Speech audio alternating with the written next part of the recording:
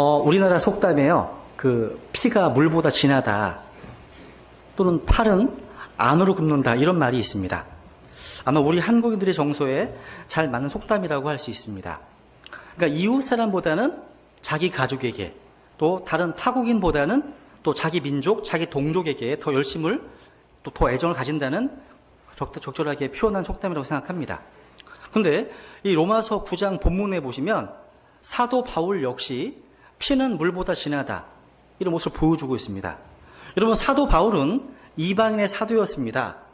디모데후서 1장 11절에 보시면 내가 이 복음을 위하여 이방인들의 선포자와 사도와 교사로 정하여졌느니라. 그러니까 이방인들을 구원하기 위해서 하나님께서 택하신 그릇이 바로 사도 바울이었습니다. 그런데 이 사도 바울의 가슴 속에는 아픔이 있었습니다. 왜냐하면 자기의 동족인 유대인이 구원받지 못한 채 살아가는 모습을 봤기 때문입니다. 바울이요, 자기 동족의 구원 문제에 대해서 얘기하면서 오늘 본문 2절에 보시면 두 가지의 단어로 자기의 심정을 대변하고 있습니다. 여기 보시면 내게는 마음속에 큰 근심이 있고 계속해서 슬픔이 있노라. 한 단어는 heaviness, 무거운 근심이죠. 또 한 단어는 뭡니까? sorrow, 슬픔입니다. 슬픔, 고통이라는 단어예요. 근데 이 두 개의 단어 앞에는 각각 어떤 근심이에요? 큰 근심이라는 단어고요. 그 다음에 어떤 슬픔입니까? 계속해서 슬픔, 계속되는 슬픔이라는 수식어가 붙어 있습니다. 왜 큰 근심과 계속되는 슬픔 가운데 있었을까요? 그것은 바로 자기 형제들과 친지들의 구원 문제 때문이었습니다. 로마서 10장 1절에 보시면 형제들아, 이스라엘을 위한 내 마음의 소원과 하나님을 향한 기도는 곧 그들이 구원을 받는 것이니라. 바울은 자기 동족 이스라엘, 곧 자기의 형제들과 친지들이 구원받기를 원했습니다. 어느 정도 원했느냐 하면 자신이 그리스도로부터 저주받기를 바랄 만큼, 그러니까 그리스도로부터 저주를 받을지라도 소원한다고 고백하고 있습니다. 그래서 로마서 3절에 보시면 육체에 따른 내 형제들, 내 친족들을 위해서라면 차라리 내 자신이 그리스도로부터 저주받기를 바랄 수도 있느니라. 여기서 그리스도로부터 저주를 받는다, 이 말을 주목해 보세요 한번. 여러분, 로마서 8장 35절에 보시면 누가 우리를 그리스도 사랑에서 떼어놓으리요, 이런 말씀에서 바울은 그 어떤 것도 그리스도의 사랑에서 우리를 떼어놓을 수 없다고 고백하고 있습니다. 여기 여러분, 저주받는다, 이 말은요, 쉽게 표현한다면 내가 대신 지옥에 갈지라도, 이런 말이에요. 그러니까 그들이 가야 할 지옥을 내가 대신 간다고 할지라도 사랑하는 형제들이 구원받을 수만 있다면 나는 차라리 그것을 소망하겠다, 그겁니다. 이 말은 마치 구약 성경에서 출애굽기에 나오는 모세의 고백과 똑같습니다. 금 송아지를 만들어서 우상 숭배를 해서 결국 다 멸망하게 될 위험에 처해 있던 이스라엘 백성을 위해서 모세가요, 자기 생명을 걸고 기도하지 않습니까? 한번 보세요. 출애굽기 32장 같이 읽겠습니다. 시작. 모세가 주께로 돌아가 아뢰되 이 백성이 큰 죄를 짓고 자기들을 위해 금으로 신들을 만들었나이다. 그러나 이제 주께서 그들의 죄를 용서하시옵소서. 그리하지 아니하시면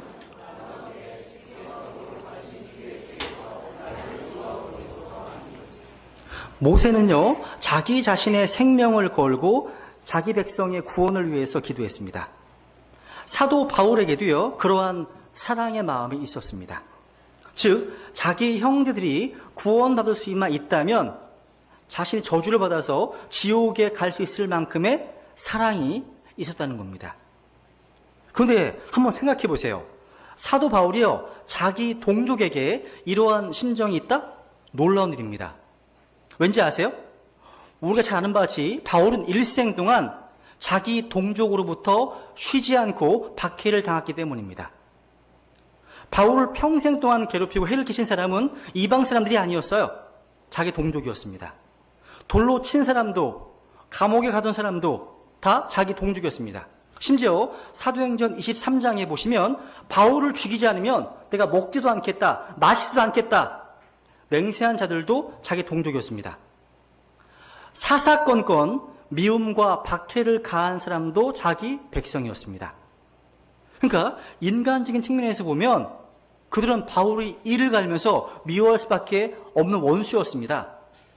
그럼에도 불구하고 바울은 그들을 미워하지 않았습니다. 왜 그랬을까요? 바울에게는 하나님의 심정, 사랑을 가지고 있었기 때문입니다. 사랑. 바울이요, 하나님 앞에 엎드릴 때마다 이스라엘 백성들을 구원해달라고 눈물로 매달렸습니다.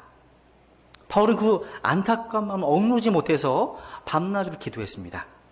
구원받지 못하고 있는 자기 형제들과 친지들을 보면서 바울은 끊임없이 괴로워하고 고통했습니다. 여기서 우리는 바울로부터 진지한 교훈과 도전을 받아야 됩니다. 오늘 본문에 나타난 이 바울의 심정을 통해서 하나님 주시는 교훈이 무엇인지 한번 정리해 보겠습니다.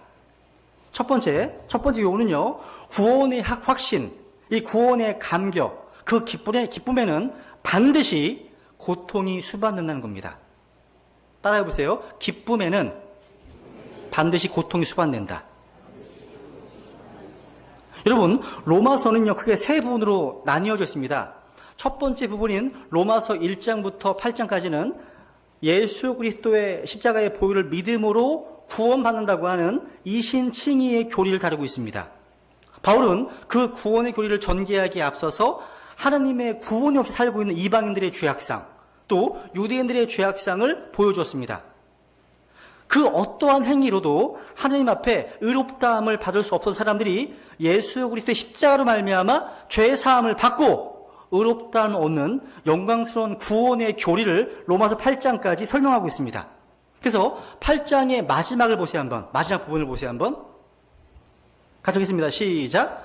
그런즉 이 일들에 대하여 우리가 무슨 말을 하리요? 만일 하나님께서 우리를 위하시면 누가 우리를 대적하리요? 자신의 아들을 아끼지 아니하시고 우리 모두를 위해 그분을 위해 어찌 그 아들과 함께 또한 모든 것을 우리에게 값없이 주지 아니하시겠느냐? 그 다음 누가 하나님께서 선택하신 자들을 무슨 일로 고소하리요?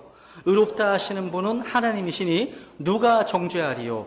죽으신 분은 그리스도시요 참으로 다시 일어나신 분도 그리스도시니 그분께서는 바로 하나님의 오른편에 계시며 또한 우리를 위해 중보하시니라. 누가 우리를 그리스도의 사랑에서 떼어놓으리요? 환난이나 곤경이나 핍박이나 기근이나 벌거벗음이나 위험이나 칼이라. 여기서 바울은요, 누가 라고 계속 강조하면서 하나님의 놀라운 사랑을 외치고 있습니다. 그렇게 환희에 찬 모습으로 찬양하다가 마지막에 내린 결론이 무엇입니까? 보세요. 같이 읽습니다. 시작. 내가 확신하오니 사망이나 생명이나 천사들이나 정사들이나 권능들이나 현재 있는 것들이나 장래 있을 것들이나 높음이나 깊음이나 능히 우리를 그리스도 예수 우리 주 안에 있는 하나님의 사랑에서 떼어놓지 못하리라. 아멘. 이게 얼마나 위대한 고백입니까? 구원의 영원한 보장을 장엄하게 지금 기술하고 있습니다. 즉 구원받은 성도들은 어떤 상황 가운데서도 구원을 잃어버리지 않고 궁극적으로 승리하고야 만다는 결론입니다. 지금 바울은 구원의 영원한 보장을 기뻐하고 감격하고 있습니다. 그런데 바로 그 다음 절 9장 1절 넘어가니까 전혀 다른 바울을 발견하게 됩니다. 그러니까 바울의 감격과 환희에 젖어서 기뻐하는 사람이 갑자기 신음하고 고통하는 모습으로 바뀝니다. 로마서 8장에서 1절에서 그리스도 예수님 안에 있는 자들에게는 정죄함이 없다라고 하나님의 구원과 해방, 자유를 노래하면서 주님의 그 사랑이 얼마나 놀라운지 말하고 있습니다. 근데 9장에서는 그렇게 가슴 벅찬 감동과 심장이 터질 것 같은 감격은 사라지고 견딜 수 없는 슬픔에 가득 찬 고통의 사람이 되었습니다. 어떻게 사람이 이처럼 돌변할 수 있습니까? 어떻게 한 사람 안에 이토록 모순되는 두 가지 감정이 공존할 수 있을까요? 8장과 9장 사이에서 표출되고 있는 그 감정은 너무나 선명한 대조를 이루고 있습니다. 이런 것은요, 이 세상에서는 불가능합니다. 그러니까 기쁨의 감격과 슬픔이 어떤 고통이 공존한다? 세상에서 불가능합니다. 하지만 믿음의 세계에서는 그것이 가능합니다. 이 모순처럼 보이는 사실이요, 구원받은 저와 여러분의 경험이 아닙니까? 여러분, 그리스도인의 삶은 이렇게 역설적인 삶입니다. 여러분 보세요 한번. 성경에는 항상 주를 기뻐하라. 내가 다시 말하오니 기뻐하라. 또 항상 기뻐하라. 이렇게 말던 사도가요, 내 마음속에 큰 근심이 있고 계속해서 슬픔이 있다. 이것이요, 그리스도인들의 모순이고 역설입니다. 항상 기뻐하고 모든 일에 감사하는 것이 하나님의 뜻이고 아무것도 염려하지 말아야 한다고 말하면서도 마음속에 계속되는 슬픔을 가지고 있습니다. 우리는 언제나 그리스도 안에 있지만 동시에 우리는 언제나 플래시, 육신의 몸 안에 있습니다. 우리는 늘 성령님 안에 있으면서 동시에 우리는 육체 안에 살아가고 있습니다. 이런 삶 살고 있어요. 이것을 고린도후서 6장에서 이렇게 설명하고 있습니다. 한번 읽겠습니다. 같이 시작. 영예와 치욕으로 나쁜 평판과 좋은 평판으로 그리하였나니 우리는 속이는 자 같으나 진실하고 죽는 자 같으나 보라 우리가 살고 징계를 받는 자 같으나 죽임을 당하지 아니하며 근심하는 자 같으나 항상 기뻐하고 가난한 자 같으나 많은 사람을 부유하게 하며 아무것도 없는 자 같으나 모든 것을 소유한 자로다. 이것이 성도들의 역설적인 삶입니다. 역설하니 뭐 이게요. 그죠? 이렇게 두 가지의 모습이 함께 공존하고 있는 삶이 바로 그리스도인의 삶입니다. 삶이에요. 이렇게 8장에서 9장으로 넘어가면서 갑자기 분위기가 바뀐 이유는 한마디로 말하면 사랑 때문입니다. 뭐 때문이라고요? 사랑 때문입니다. 사랑에는요, 이렇게 고통스러운 모습으로 나가는 모습이 있어요. 여러분, 진정한 사랑에는 기쁨만 있는 게 아니에요. 동시에 슬픔도 같이 드리워져 있어요. 여러분, 강한 빛이 비추면요, 더 짙은 그림자가 생기는 것 마찬가지예요. 진짜 사랑은 슬픔을 동반하게 되어 있습니다. 여러분, 교회는요, 성도들이 예배하면서 즐거워하는 곳입니다. 근데 교회가 1월부터 12월까지 계속 즐겁기만 한다면 과연 좋은 교회일까요? 한번 생각해 보세요. 제가 어제 어떤 책을 읽었습니다. 그 어떤 목사님이 이렇게 말하더라고요. 교회 예배는 페스티벌, 축제입니다. 그러니 항상 즐거워야 합니다. 이런 말. 이 일면 맞는 말일 수도 있지만 틀린 말이기도 합니다. 진정한 사랑은 항상 즐겁지만은 않습니다. 즐거움 이면에 깊은 슬픔과 아픔이 있습니다. 이 예배 가운데 하느님의 임재가 있다면 얼마나 기쁘고 즐거운 일입니까? 근데 돌이켜보는 순간 나의 아버지와 나의 어머니가 예배드리지 않고 있습니다. 그분들이 그리스도 밖에 있다면 어떻게 계속 즐거워할 수 있겠습니까? 한번 생각해 보세요. 그럴 때는 고통스럽습니다. 아픕니다. 눈물이 흐릅니다. 이처럼 사랑에는요, 즐거움과 더불어 아픔이 있는 거예요. 여러분, 진짜 신약교회의 모습을 생각해 보면 어떤 때는 예배의 감격 속에서 기뻐합니다. 근데 어느 순간인가 눈물을 짓습니다. 너무 괴로워합니다. 깊은 슬픔을 느낍니다. 왜 그렇습니까? 예수님과 우리 가족과 친지들 그리고 이웃을 사랑하기 때문입니다. 사랑하기 때문이에요. 여러분, 우리 교회에, 하나님의 교회에요, 사랑이 넘칠 때, 그러니까 진정한 사랑이 넘칠 때 그 사랑은요, 기쁨과 고통을 동반합니다. 꼭 기억하십시오. 오늘날의 교회가요, 외형적으로 커져가면서 이런 사랑의 고통을 점점 잃어버리는 것 같습니다. 그 교회가 너무 천박해져요. 처음부터 끝까지 웃기만 해요. 처음부터 끝까지 기쁘다고만 합니다. 그 안에 구원받지 못한 혼에 대한 슬픔의 그림자가 없어요. 고뇌의 그늘이 없다는 겁니다. 이건 참된 교회가 아닙니다. 이게 어떻게 기독교입니까? 이거는 영적인 쾌락주의. 여러분, 복음의 본질이 무엇입니까? 사랑입니다, 사랑이요. 사랑에는 아픔이 동반되는 거예요. 사랑에는요.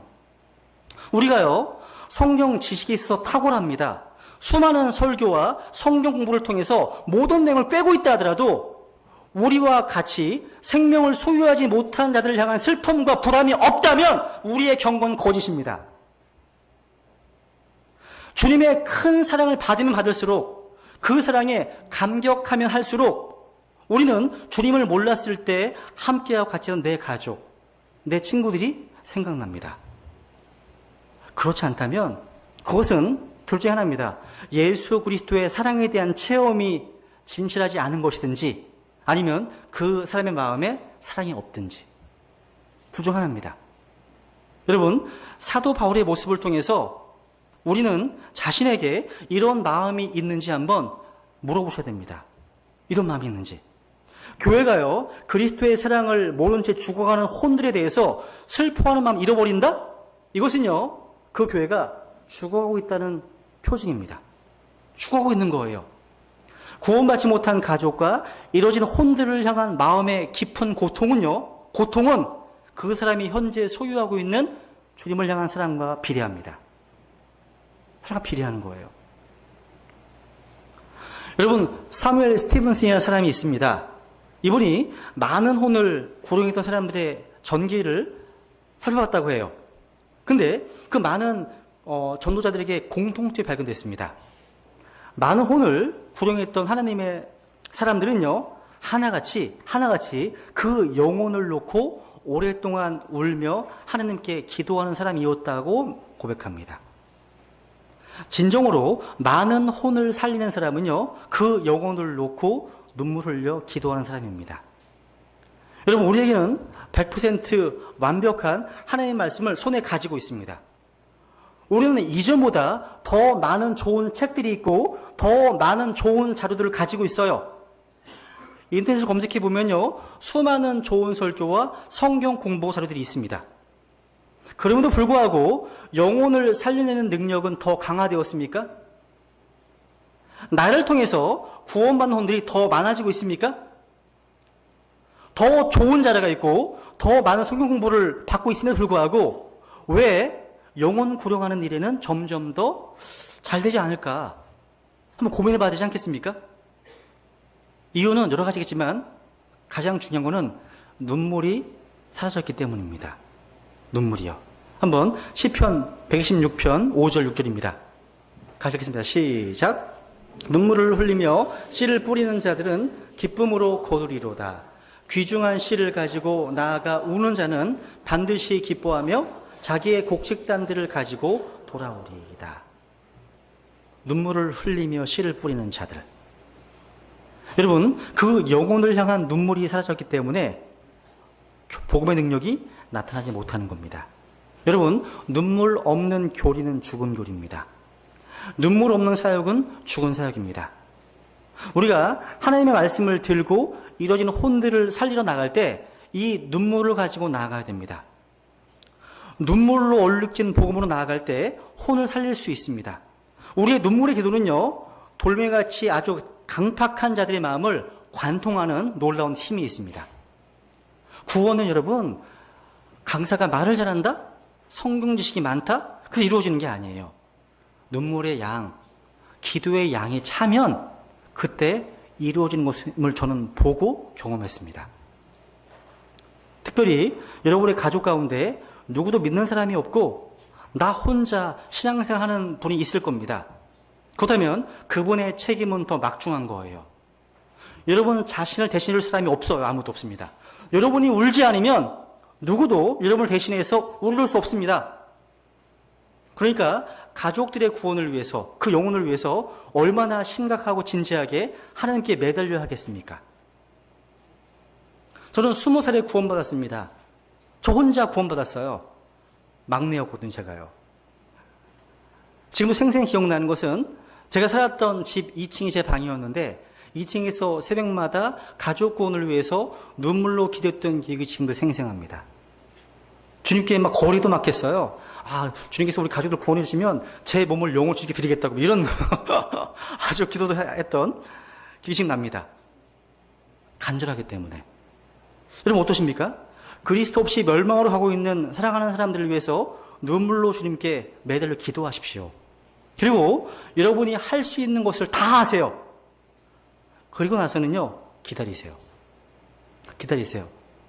제가 종종 말씀드리잖아요. 우리가 기도할 때는 절박한 마음으로 하나님께서 들어주시지 않으시면 아무것도 될 수 없습니다. 이런 절박한 마음 가지고 기도하시고 기도가 끝나는 그 즉시로 이제부터 내가 움직이지 않으면 아무 일 일어나지 않을 거야. 이런 마음으로 움직이시라는 거죠. 균형입니다. 그러고 나서 기다리십시오. 기다리는 것도 필요해요. 너무 푸시하면 안 되는 거죠. 그러니까 여러분 탕자를 기다리고 있는 아버지의 어떤 이미지처럼 계속해서 어떤 너무 푸시하는 모습이 아닌 부드럽게 기다리는 모습도 우리 가운데 있어야 됩니다. 이 모습은 생명을 다루는 어떤 교회 생활에서도 정말 중요합니다. 필요합니다. 기다리는 모습. 따라해보세요. 기다리는 모습. 이런 글이 있더라고요. 어떤 사람이요, 지혜로운 사람을 찾아가서 한 수 배우겠다고 제자가 되었답니다. 근데 3년이 지났는데도 스승이요, 아무것도 가르쳐주지 않고 밤낮 청소만 시켰답니다. 소림사도 아니고, 그죠? 열받은 제자가요, 스승에게 따졌습니다. 스승님, 뭐 좀 가르쳐줘야 될 거 아닙니까? 그때 스승님이 질문을 하나 했습니다. 질문. 저기 돌벽 뒤에 엄청나게 많은 금괴가 있다고 하자. 근데 돌벽으로 막아두었으니까 어떻게 꺼낼래? 다이너마이트를 터뜨려서 돌벽을 깨버리고 꺼내면 되죠? 맞아. 금괴를 얻으려면 그렇게 해야지. 그럼 질문 하나 더 하겠다. 독수리 알이 하나 있는데 그 안에 있는 생명을 꺼내려면 어떻게 해야 될까? 독수리 안에 있는 그 생명을 꺼내려고 한다면 다이너마이트로 되겠습니까? 제자가 고민하더니 이렇게 말했습니다. 품어주고 따뜻하게 해주고 기다려줘야 됩니다. 맞는 말이죠? 맞습니다, 여러분. 저는 독수리 새끼가 며칠 만에 알에서 나오는지는 잘 모르겠어요. 근데 병아리의 경우에는 며칠 걸립니까? 그렇습니다. 예, 암탉이 21일 정도를 품어줘야 한다고 하죠. 그렇게 품어주고 사랑해주면 그 속에 생명이 자라서 스스로 껍질을 깨고 나오게 되는 겁니다. 그런데 많은 사람들이요, 망치가 껍질을 깨는 줄 압니다. 물론 잘 생각해보세요. 물론 망치로 얼마든지 껍질을 깰 수 있어요. 100개도 쉽게 깰 수 있습니다. 통쾌하긴 할 거예요. 그런데 망치로 깨서는 단 하나의 생명도 생명으로 건질 수 없습니다. 제가 무슨 말 하려고 하냐면요, 지금 이 시대에는요, 제가 볼 때 비평과 비난이 난무한 시대입니다. 사람들이 비평하기를 너무 좋아해요. 남을 비난하면 신이 납니다. 매스컴에서도요, 사람들의 약점을 파헤치고 그들을 넘어뜨리면 전 국민적으로 열광을 해요. 이것은 마치 망치를 들고 달걀을 깨는 것과 같습니다. 뭐 사회의 어떤 생명을 살리려는 목적으로 비평한다지만 실제로는 생명의 역사가 없어요.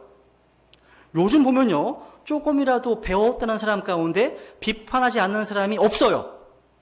많은 사람들이 비판을 잘하는 게 똑똑하다는 증거라고 착각합니다.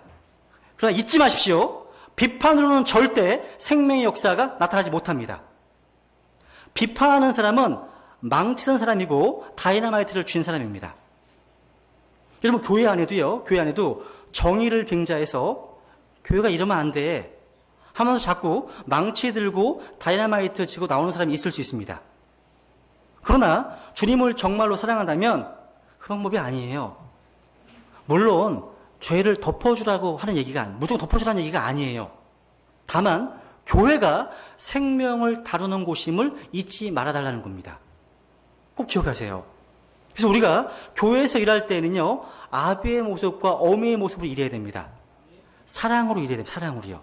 부드러운 기다림으로 일해야 됩니다. 그래야 생명 역사가 나타납니다. 생명 역사 나타나는 것이 어디예요? 교회예요, 교회. 오늘날 많은 교회들이 왜 분열을 하고 무능할까요? 바로 우리가요, 망치의 힘을 쓰고 다이너마이트의 힘을 믿기 때문입니다. 힘이 망치나 다이너마이트에서 나오는 줄 알기 때문이에요. 그래서 깨기만 잘 깨요. 너무 잘 깹니다. 그러니까 생명의 역사가 없는 거예요. 여러분, 깨기를 잘하는 교회는 생명의 역사하는 교회가 아닙니다. 우리는 교회의 능력이 어디 있는지 한번 생각해 봐야 돼요. 교회의 능력은 말씀과 사랑으로 성도들을 품어서 그 성도 안에서 그 속 사람이 자라서 스스로 껍질을 깨게 만드는 거기에 있습니다. 스스로. 우리 안에 사랑이 없으면 nothing, 아무것도 아닙니다. 말씀을 공급해주고 사랑으로 품어줘야 그 속 사람이 자라는 겁니다. 그래서 스스로 껍질을 깨고 나오는 것이 생명이 나오는 방법이지 다른 사람이 강제로 껍질을 깨는 것은 방법이 절대 아니라는 겁니다. 그래서 이 베드레심내교회가요, 이 사랑의 의미를 깨닫고 사랑의 역사로 말미암아 생명을 얻는 능력 있는 교회가 되기를 소망합니다. 또 기쁨만 있고 아픔은 모르는 반쪽짜리 사랑에 만족하지 마십시오. 기쁨의 그 크기만큼 깊은 아픔으로 다른 사람들을 헤아리시라는 겁니다. 그리고 부드러운 마음으로 그들을 품을 수 있도록 해달라고 주님께 기도하십시오. 여러분, 우리가 알다시피 구원은 믿음으로 값없이 받는 선물입니다. 여러분, 구원을 받고 안 받고는 세상에 있을 동안에 표시가 나지 않아요. 표시 나요, 여러분? 표시 안 납니다. 근데 죽음을 건너가면 한 사람의 운명을 행복과 불행으로, 축복과 저주로, 생명과 죽음으로 갈라놓는 심각한 문제가 돼요. 감사하게 저는요, 하나님의 은혜로 값없이 구원을 얻었습니다. 이제는 저를 정죄할 자가 아무도 없습니다. 하나님의 손에서 끊어놓을 자도 없고 하나님의 사랑에서 떼어놓을 자도 없습니다. 얼마나 감격스럽습니까? 저도 바울처럼 기뻐하고 감격합니다. 그런데 또 바울은 구원받지 못한 영혼 때문에 고통했습니다. 그래서 우리가 무엇을 도전하고 있습니까? 한마디로 나 혼자 구원받아서 행복할 수 없다는 말 아니에요? 그 말입니다, 여러분. 구원의 기쁨은 반드시요, 고통을 수반하는 것입니다. 구원받아서 기뻐하는 사람이요, 다른 이루어진 혼들의 구원에 대해서 무관심하다면 그건 정상도 아닙니다. 정상이 아니에요. 그런 사람은 하나님 절대 기뻐하지 않으십니다. 그래서 진정으로 구원의 확신과 기쁨을 간직하고 사는 사람, 반드시 이 고통을 함께 지니고 있습니다. 두 번째, 그렇다면 실질적으로요, 우리 주위에 있는 사람들, 특히 가족 구원을 위해서 우리가 뭘 할 수 있을까요? 여기서 우리는 두 가지를 주목해 볼 필요가 있습니다. 여러분, 가다라 지방에 마귀 들린 자가 예수님을 만나고 변화되었을 때 주님께서 그를 자신의 가정으로 보내셨습니다. 다시 보내셨어요. 그리고 뭐라고 말씀하셨습니까? 가정에서 뭘 하라고 주님께서 말씀하셨을까요? 확인해 볼게요. 마가복음 5장에 보시면 보세요. 동사가 달라요. 보세요. 읽겠습니다. 시작. 예수님께서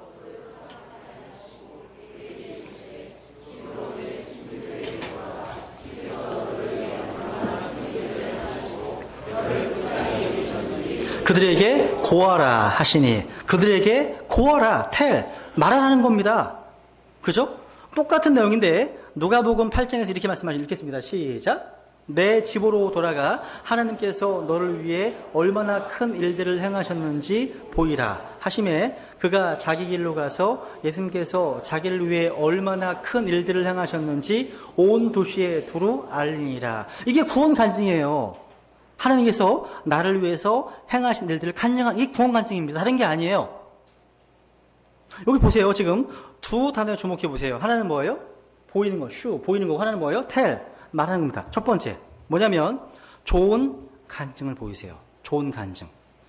가족을요, 단순히 전도 대상자로 여기지 마세요. 단순하게. 그런 인식 때문에 가족 구원이 원활하지 못하는 겁니다. 먼저 가족에 대한 깊은 사랑을 먼저 가져야 됩니다.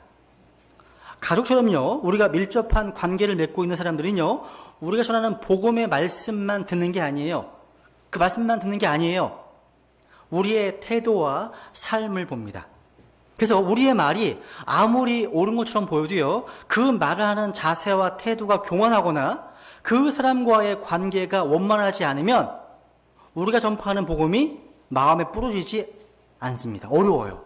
어렵습니다.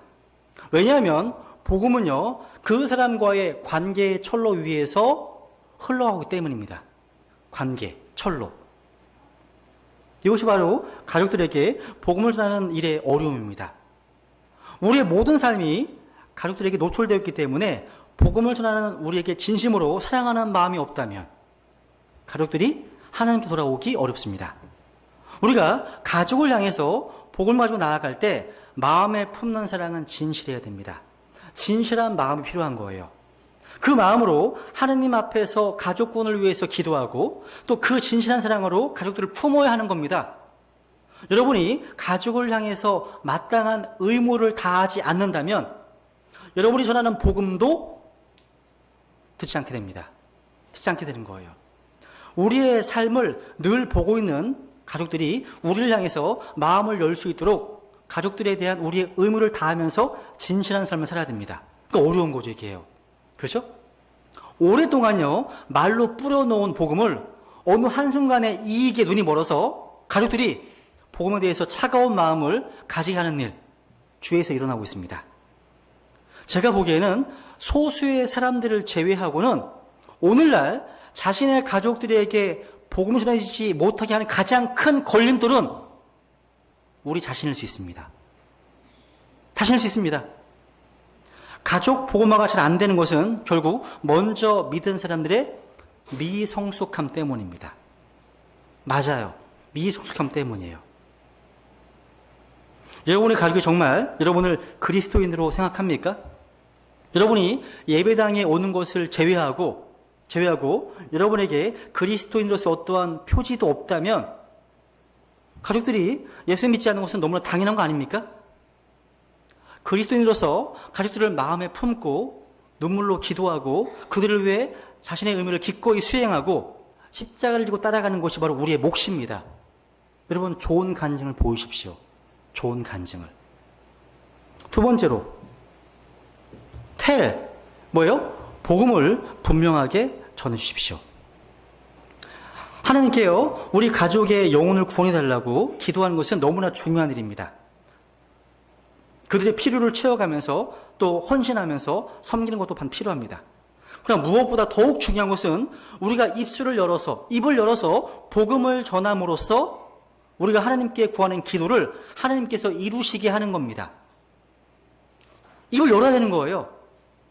우리가 입술과 삶으로 복음을 전하지 않으면 안 된다는 겁니다. 우리가 가족 구원을 향한 깊은 마음의 부담을 안고 우리의 행실로 애쓰고 많이 헌신하고 좋은 가정 보인다 할지라도 이 한 가지가 없다면 그 모든 수고는 열매를 맺지 못합니다.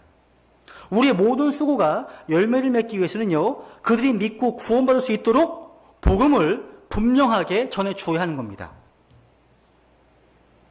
물론 우리가 입으로만 예수 그리스도의 복음을 말하고 삶으로 우리가 전하는 예수님이 어떤 분인지를 보여주지 못한다면 물론 잘못된 거죠.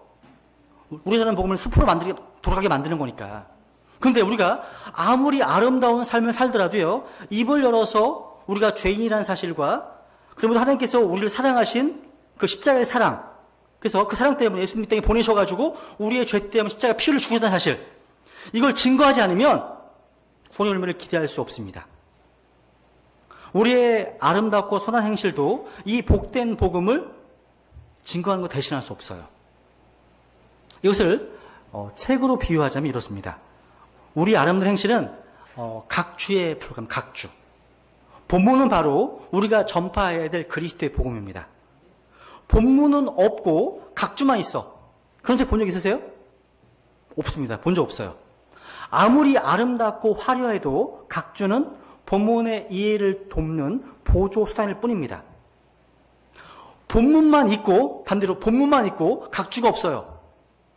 그래도 이해할 수 있습니다. 그래도요. 본문이 있으니까. 근데 각주가 보태어짐으로써 본문의 이해를 더 풍성하게 할 수 있는 겁니다. 다 필요한 거예요. 그래서 우리가요, 믿지 않는 가족들에게 먼저 본문이 되고 있는 복음을 분명하게 전하고 가르쳐야 됩니다. 그리고 구원받은 사람으로서 말씀이 실 따라서 좋은 간증을 보여야 됩니다. 그래서 그들에게 본문에 대한 풍부한 해설을 제공해 줄 수 있어야 한다는 사실이에요. 만약 여러분이요, 아름다운 삶만 있고 복음 전파가 없다면 그들은 여러분의 삶이라고 하는 각주를 보면서 그 각주가 무엇인지에 대한 설명인지, 무엇의 설명인지 도무지 알 수 없을 거라는 사실이죠. 몰라요. 그러니까 본문이 없이 달려있는 각주를 뭐에 쓰겠습니까? 여러분 생각해 보세요. 우리에게 화면만 나오고 소리가 안 나오는 텔레비전과 소리만 들리는 라디오가 있다면 여러분 뭘 선택하시겠습니까? 라디오. 그러니까 화면 없이 라디오를 듣고 이해하는 것이 낫지. 그죠? 소리가 안 나오면 이해가 되겠어요? 얼굴만 보고서요? 마찬가지입니다. 그러니까 분명한 복음 전파가 결여된 그저 아름다운 삶은 소리 나지 않는 텔레비전과 같습니다. 그런데 아직 우리의 삶의 모습은 좀 부족하고 모자란다 할지라도요, 메시지는 또렷하게 전달해주는 라디오와 같습니다. 직접 붙들고 복음 전하는 일이 없이는 여러분의 마음의 부담도 아름다운 삶의 행실도 심지어 여러분의 기도도 열매를 거두기 어렵다는 사실을 기억해야 됩니다. 그래서 주님께서 가다라 지방에 막이 들린 자처럼요, 하나님께서 나에게 행하신 위대한 일들을 말하면 됩니다. 말하십시오. 주님께서 나에게 자유를 주셨다면 그렇게 말하십시오. 내 마음에 평화를 주셨다면 그렇게 말하시기 바랍니다. 주님이 내게 진정한 안식을 주셨다면 그대로 말하십시오. 그래서 우리 가정에서부터 이 복음의 역사가 시작되어야 합니다. 나만 구원받아서 행복할 수 없기 때문입니다. 기도하겠습니다.